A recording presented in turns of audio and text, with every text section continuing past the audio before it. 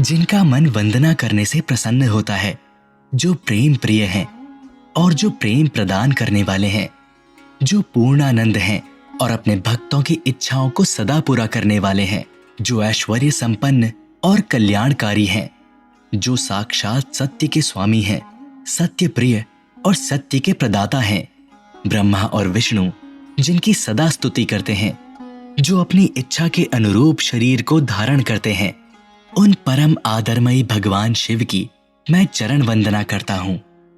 शाबाश महेश, इससे पावन प्रारंभ कुमार खंड अर्थात श्री रुद्र संहिता के 5वें खंड का नहीं हो सकता।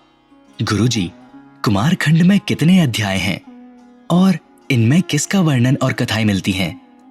महेश, रुद्र संहिता के कुमार खंड में कुल 20 अध्याय हैं। प्रथम 8वें अध्यायों में देवताओं द्वारा स्कंद के शिव पार्वती के पास लाए जाने, उनके लाड़ प्यार, देवों के मांगने पर शिवजी के उन्हें तारकावध के लिए स्वामी कार्तिक को देने, कुमार की अध्यक्षता में देव सेना के प्रस्थान, महिसागर संगम पर तारकासुर के आने और दोनों सेनाओं में मुठभेड़ होने, वीरभद्र और तारक के बीच हमसान युद्ध और संग्राम, पुनः श्री हरि और तारक में भयानक युद्ध के रोचक वर्णन है। अध्याय 9 से 12 में ब्रह्मा जी की आज्ञा से कुमार के युद्ध के लिए जाने, तारक के साथ उनके भीषण संग्राम, उनके शौर्य और उनके द्वारा तारक के वध, उसके बाद देवों द्वारा कुमार के अभिनंदन और स्तवन, कुमार का उन्हें वरदान देकर कैलाश पर जाकर शिव पार्वती के पास निवास करने की कथाएं मिलती हैं।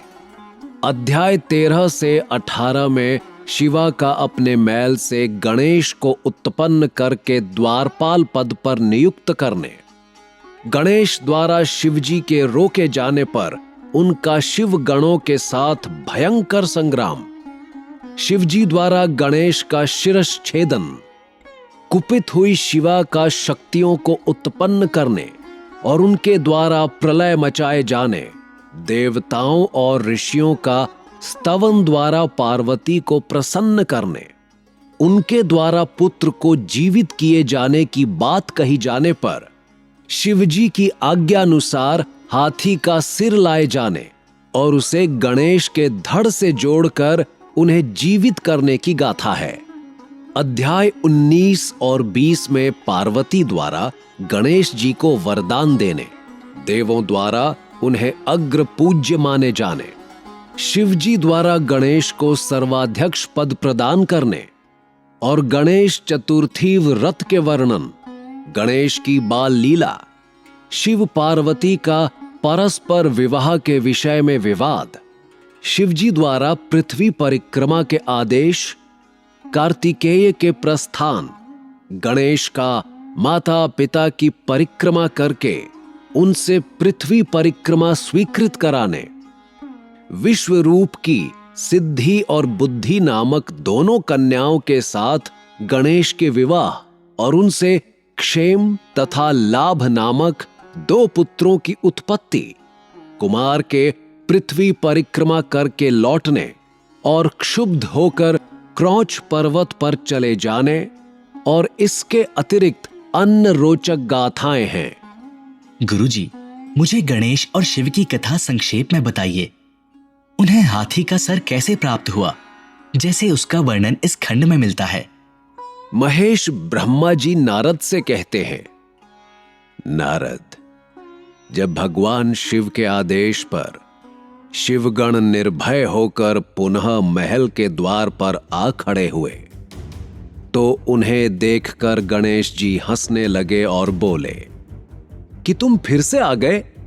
तुम्हें मैंने अभी समझाया था कि मैं यहां से हटने वाला नहीं हूं।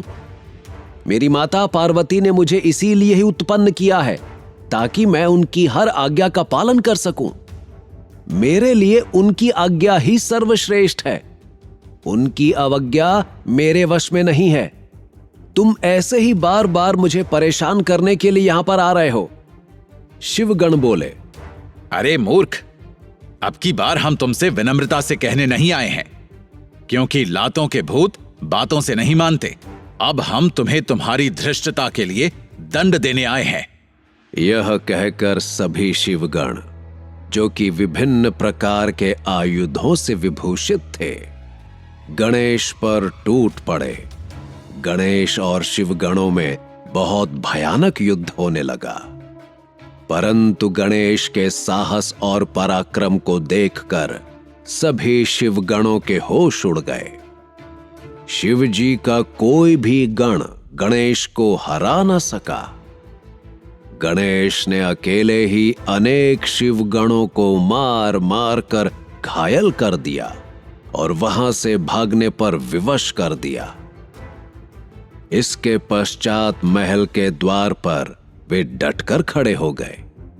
तब सारे शिवगण घायल अवस्था में शिवजी के पास पहुंचे और उन्हें सारी बातें कह सुनाई।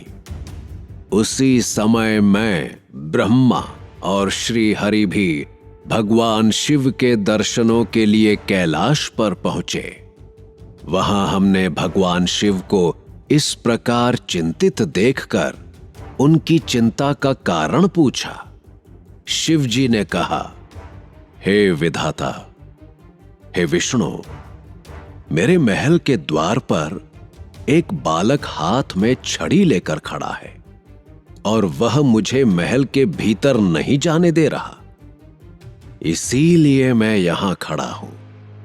उसने मेरे गणों को भी मार पीट कर वहां से भगा दिया है।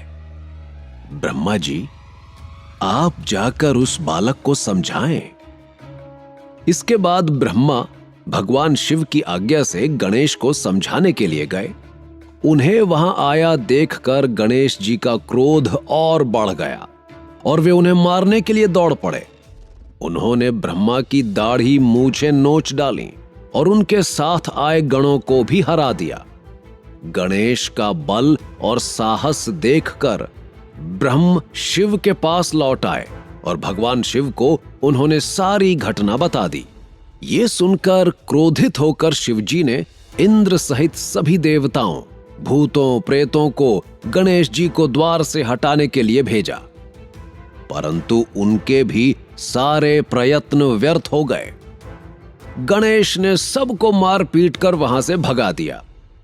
उस छोटे से बालक ने देवताओं की विशाल सेना के छक्के छुड़ाकर रख दिए।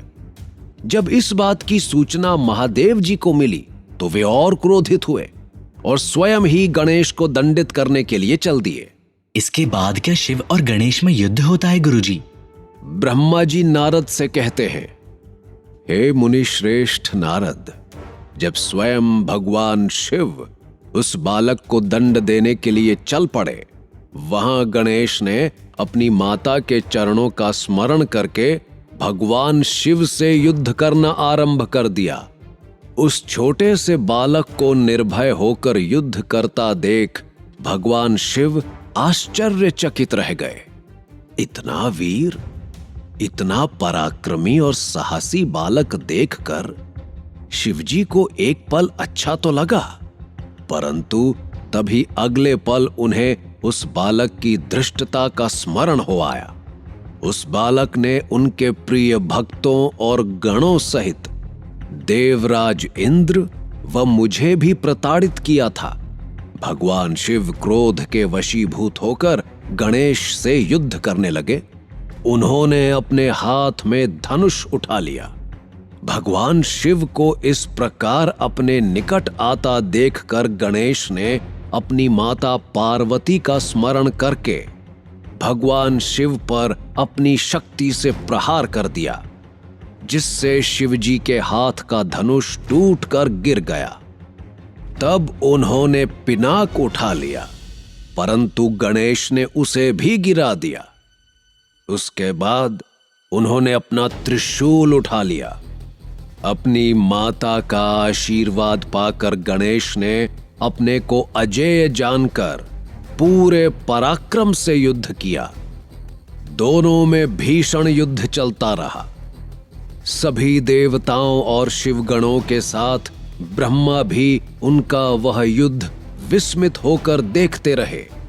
जब गणेश किसी भी प्रकार से अपने हठ से पीछे हटने को तैयार न हुए तो भगवान शिव के क्रोध की सारी सीमाएं टूट गईं और उन्होंने अपने त्रिशूल से श्री गणेश का सिर काट दिया।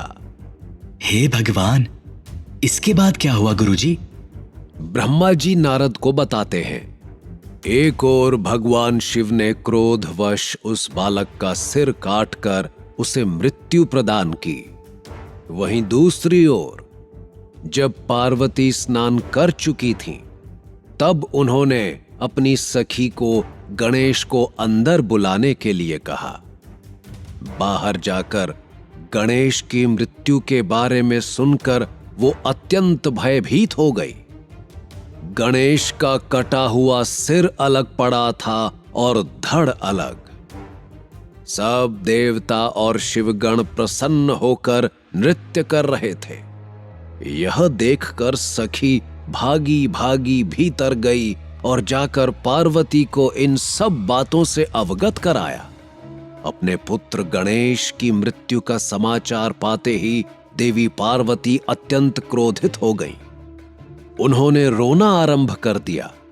रोते बिलखते वे कहती हैं, हाय, मैं क्या करूं, कहां जाऊं? मैं तो अपने पुत्र की रक्षा भी न कर सकी।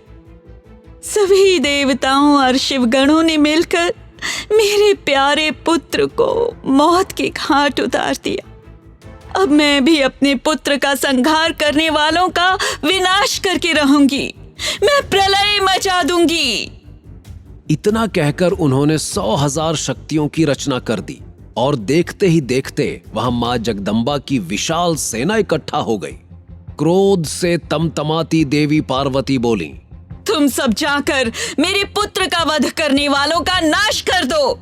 तुम देव सेना में प्रलय मचा दो। चारों ओर त्राही त्राही मच गई। लोग अपनी जान बचाने के लिए जहां तहां भागने लगे। ये दृश्य देखकर भगवान शिव, ब्रह्मा और श्री हरि विष्णु बहुत चिंतित हुए। इस धरा पर प्रलय आ जाएगी। तभी नारद वहां आकर कहने लगे कि इस संहार को देवी पार्वती ही रोक सकती हैं। सब देवता मिलकर देवी की स्तुति करने लगे और बोले, हे जगदम्बे, हे चंडिके, हम सब आपको प्रणाम करते हैं। आप आदि शक्ति हैं, आप परम शक्तिशाली हैं। हम सब अपने अपराध के लिए आपसे क्षमा याचना करते हैं। हम सबके अपराध को क्षमा कर दो और अपने क्रोध को शांत करो। हे महामाई, हम तुम्हारे चरणों में अपना शीश झुकाते हैं। हे माता, हम पर अपनी कृपा दृष्टि करो। हे परमेश्वरी, सब कुछ भूलकर प्रसन्न हो जाओ और भयानक रक्तपात को रोक दो। इस प्रकार देवताओं की स्तुति सुनकर देवी चुप रहीं। कुछ समय सोचकर देवी बोली, हे देवताओं, वैसे तो तुम्हारा अपराध सर्वथा अक्षम्य है, फिर भी तुम्हारी क्षमा याचना को मैं सिर्फ एक शर्त पर स्वीकार कर सकती हूँ। यदि मेरा पुत्र गणेश पहले की भांति जीवित हो जाए, तब मैं तुम सबको क्षमा कर दूंगी। ये सुनकर सारे देवता चुप हो गए, क्योंकि ये तो असंभव कार्य था।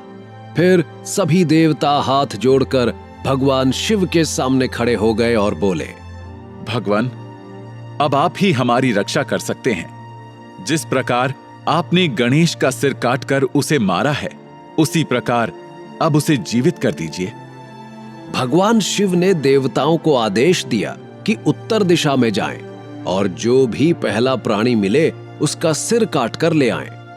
तब उसका सिर हम गणेश के धड़ से जोड़कर उसे जीवित कर देंगे। देवता उत्तर दिशा की ओर चल दिए। वहां सर्वप्रथम उन्हें एक दांत वाला हाथी मिला, जिसका सिर काटकर वो ले आए। वहां महल के द्वार पर वापस आकर उन्होंने गणेश के धड़ को धो पोंछकर साफ किया और उसकी पूजा की और तब उसमें हाथी का सिर लगा दिया। इसके बाद श्री हरि विष्णु ने भगवान शिव के चरणों का ध्यान करते हुए मंत्रों से अभिमंत्रित जल गणेश के मृत शरीर पर छिड़का जल के छींटे पड़ते ही भगवान शिव की कृपा से वो बालक ऐसे उठ खड़ा हुआ जैसे अभी अभी नींद से जागा हो। वो बालक अब हाथी का मुख लग जाने से गजमुखी हो गया था, परंतु फिर भी बहुत सुंदर और दिव्य लग रहा था। रक्त वर्ण का वो बालक अद्भुत शोभा से आलोकित हो रहा था। जब भगवान शिव की कृपा से पार्वती पुत्र गणेश जीवित हो गया तो सभी देवता और शिवगण अत्यंत प्रसन्न होकर नृत्य करने लगे। उनका सारा दुख पल भर में ही दूर हो गया। देवी पार्वती अपने प्रिय पुत्र गणेश को जीवित देखकर बहुत प्रसन्न हुई। उनका क्रोध भी शांत हो गया। ये तो बहुत ही दुर्लभ कथा है गुरुजी। हाँ महेश, गणेश जी की कथा है ही सुंदर और रोचक। ठीक तुम्हारी तरह तुम भी नटखट बालक ही तो हो और अपने आप में ज्ञानी भी हो। तुम्हारा कल्याण हो पुत्र। गुरुजी, अब कृपया श्री रुद्र संहिता के 5वें खंड का वर्णन कीजिए।